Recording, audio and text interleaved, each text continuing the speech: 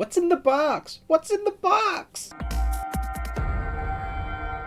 Hi and welcome to the Ruby Tuesday. My name is Ruben and this is Kay.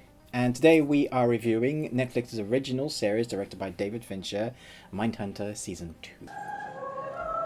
So in case you didn't notice, there's a film quote at the beginning. If you can guess which film or TV series that comes from, the first person to guess, I will pin your comment, and then in my next review I will mention who won. And I'm going to be doing that for every review from now on. Mindhunter is about the birth of behavioral psychology and its application towards solving crime. So criminal psychology and how the FBI developed their sort of profiling unit. We're doing research, interviewing men like you.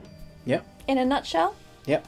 So in season 1, that's basically, there's 10 episodes, they're all about an hour long, and it's about these two FBI agents who form a relationship. They bring on someone from the outside, a Dr. Wendy Carr, and they basically form this new team that's never been done, and they're coming against a lot of brick walls. Like, they're using terminology that people don't like them use. They don't even have a term for serial killer. That has to be birthed in the series, as does everything else. How we do things now, like profiling killers and serial killers, is birthed from that movement. So basically they're showing how we get to where we are now, and it puts you, the viewer, in a very interesting place. Hello, ladies. Okay, so that's basically the first season. The 10 episodes is about them forming their relationship. My name's Bill Tench. This is my partner, Holden Ford. It's all about the birth of this unit, and so you get to see individual cases being solved. Where this series shines, I think, apart from the acting and the directing, because it's David Fincher, It's very good. is when they get to interview killers who have done these very horrible things. And there are particular actors in this series that just hold your presence on screen, and I think they've done a good job. Yeah. You had to do that in this series, because if you didn't have someone that was riveting to watch, because it's so much sitting down and interviewing, it would be boring. It wouldn't be interesting to watch.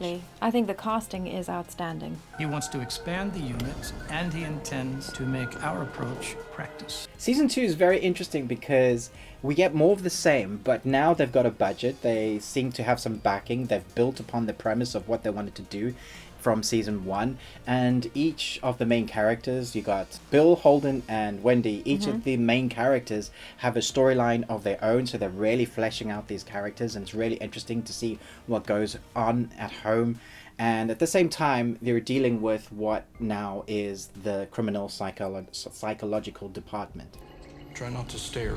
But obviously there's so much more going on. So there's a reason why this series is one of the best, if not the best, on Netflix. It's acclaimed by many people as the best TV series.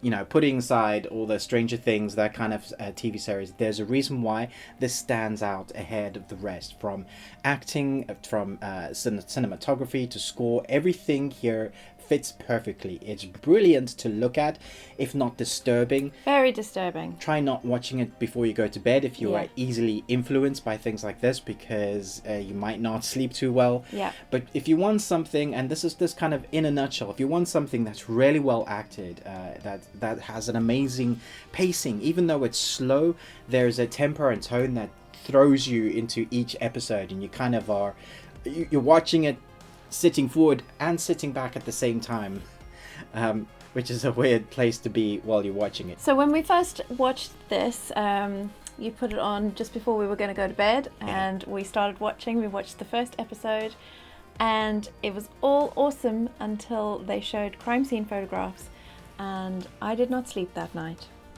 I was really, really affected by it, really quite upset. And it took me a while before I was brave enough to actually start watching it again. Manson. I'll get you, Manson. And I was also affected, but not for the same reason. In the first episode of season 1, there are these flashes, like subliminal nastiness. Subliminal. That's a new word. Subliminal messaging. Yeah. And they show stills very quickly, and I didn't sleep well. So again, to reiterate, if you're easily affected by serial killer stuff, which you should be, Yes. maybe don't watch this before bed. But there is a reason why this show is so good, and I wanted to talk about David Fincher and cinematography and score. There was a moment when I turned to Kirsten and I said, this could easily be at the cinema. Yep. because every episode is so filmic, so reminiscent of films that David Fincher has done before. Yeah. Fight Club, Seven. Seven. It really reminds me a lot of Seven. There's a feeling that comes across the screen, even though not a lot is happening on screen, but there's this ominous presence that Yep. it carries, and it keeps you watching, but more like you're kind of behind the covers maybe, because it is disturbing stuff, but at the same time it's getting you to question whether these guys are guilty, because each serial killer has this kind of there's a continuing thread where they all say I didn't do it in a way. Not all of them. Most of them. There's one. There's one. One standout who we think is absolutely extraordinarily acted. Edmund Kemper. Edmund Kemper. Oh. He's fantastic. His presence is, yeah, riveting. So there's these themes that they continue going along, and you as a viewer want to know, like, did they do it or did they not do it? But the best thing the filmmaker David Fincher is getting you to ask as a viewer is to try and profile these serial killers. So as they build their case, you are thinking up what they've done, how they did it, how did they get away with it, what is the best way to use it. And so it takes you along this journey. So you want them to really be able to create these things quicker so that they can get the bad guy or get the future bad guys, serial killers. Yeah. I think it also makes you question and begin to possibly profile some of the other characters Yeah. that are, especially in season 2, Yes. you start to wonder, where is this going? There are things within this series that you look at the characters and then you begin to go, hey, that guy's not quite right, or she's not quite right. Whether it's the people behind bars or people that are not behind bars. And if you've been watching from the beginning, you'll know that they've been slowly building up a certain character through little flashes, little scenes that we get to see of who this, I'm going to say wackadoodle is. Wackadoodle. Okay, he's a wackadoodle. And so in season 2, it gets big. You see, it's almost like the birth of a killer. Yeah. And it's really quite disturbing. Disturbing is a good word for this series. Yeah.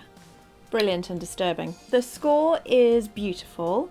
I would say it's one of those scores that there are moments where it really stands out, where you suddenly become aware of the music, you suddenly become aware of the soundtrack behind the scene. But it's so well done that you're not aware of it all the time. Like, it's slowly just sort of seeping into your subconscious, and then suddenly you become aware of it. And I think that is the sign of a brilliant score. Yeah.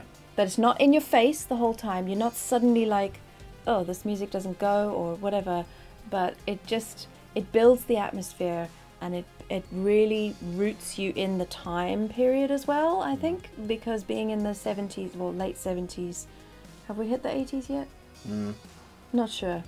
But late 70s, the soundtrack really hits that one on the head. Yeah, I mean, this is a series that has been meticulously crafted, from the editing with the score, from the directing with the editing and score.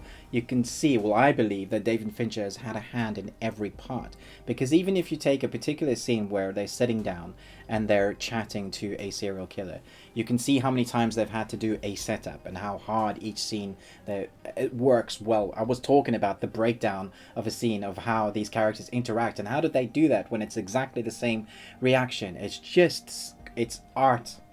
It's excellent craft. Yeah. You know? And it's so, when you get a storyline as riveting and disturbing as this, but crafted by someone that is pretty much at the top of his game right now, well, has been for a while, apart from Aliens 3, which people don't really like, from David Fincher. Yeah. I think it's alright. Anyway, yeah, so when you get something that's so well directed that you can see someone that's kind of held every piece. He's obviously gone into the editing room with the editor and sat down and said, no, this works better, or this bit of score, let's bring it in way earlier so people don't even recognize when they're uneasy. And then they were like, why oh. you're uneasy. And then you're like, well, has the score always been there? Yeah. I think also having it set in a different time period that's actually now quite old. I mean, 1979 was a long time ago. And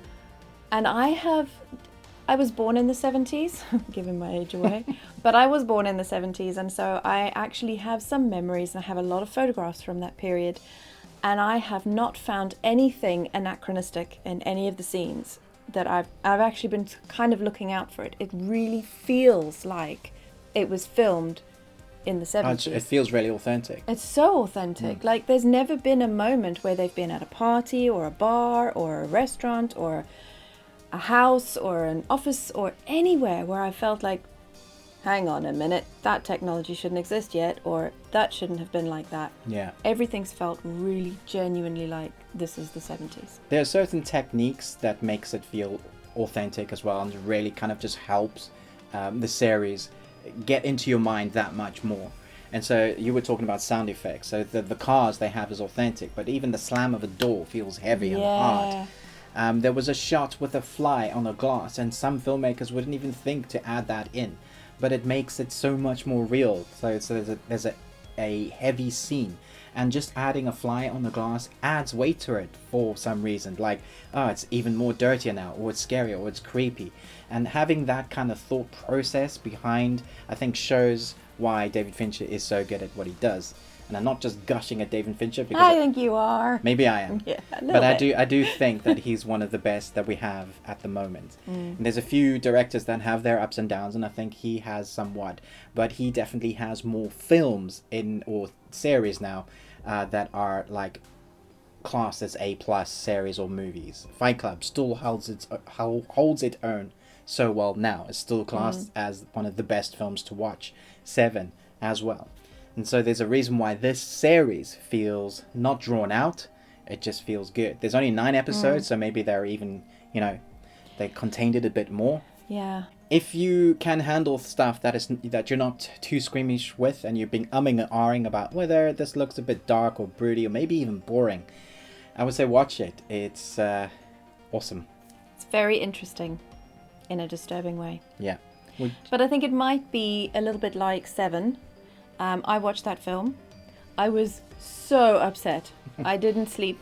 I was really affected by it, and I feel a little bit like this is similar. And also, I will never watch Seven ever again. I'm not sure I'll watch this again. Yeah. Either. I can understand that. It's definitely binge worthy, but I'd be careful about binging it too much.